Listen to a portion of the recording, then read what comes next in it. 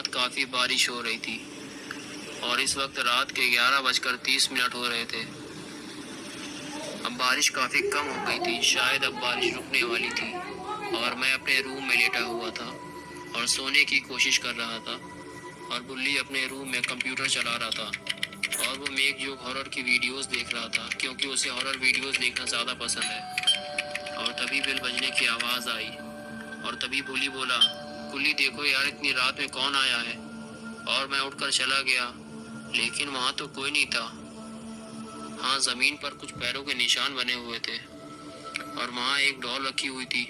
बुल्ली ने पूछा, कौन आया है गुल्ली? मैंने कहा, भाई कोई नहीं, बस ये डॉल ही रखी हुई थी। बुल्ली ने कहा, लेकिन ये डॉल हमारे दरवाजे पर कौन रख गया है और क्यों? हो सकता है कि बाद में वो इसे लेने आए। मैंने कहा, लेकिन मैं इसे अपने रूम में नहीं रखूंगा, न जाने ये डॉल किसकी है। बुल्ली ने कहा, ठीक है, तुम इसे यहीं छोड़ दो। और फिर मैं अपने रूम में चला गया। बुल्ली भी अपना काम करने लगा।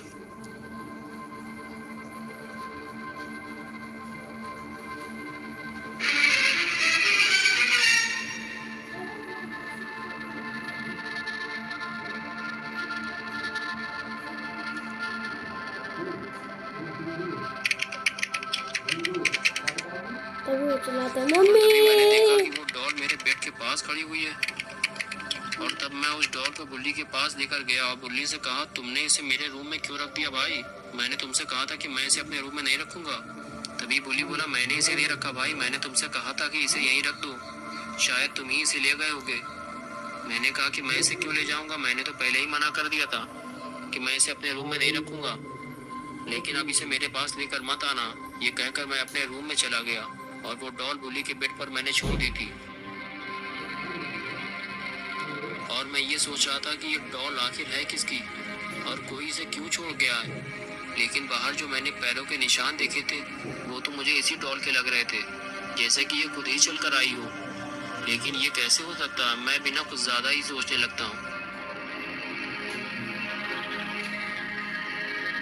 और फिर जब मैंने करवट बंदी तो वो डॉल मेरे बेड पर ही लेटी हुई थी। मैं देखकर काफी डर गया और तभी बुल्ली की आवाज आई, गुल्ली वो डॉल यहाँ नहीं है, क्या तुम उसे अपने साथ ले गए हो? मैंने कहा, ये है वो डॉल जिसे तुम जानबूझकर मुझे डराने के लिए मेरे बेड पर रखाए थे। बुल्ली ने कहा, भाई मैं तो यहाँ से हिला भी नहीं हूँ, मैं तो कंप्यूटर पर ही काम कर रहा हूँ और मैं तुम्हें क्यों डराऊंगा। मैंने कहा, ठीक है, अब मैं इसे स्टोर रूम में बंद करने जा रहा हूँ। ये कहकर मैं उस डॉल को स्टोर रूम में ले गया और मैंने उसे वहीं बंद कर दिया।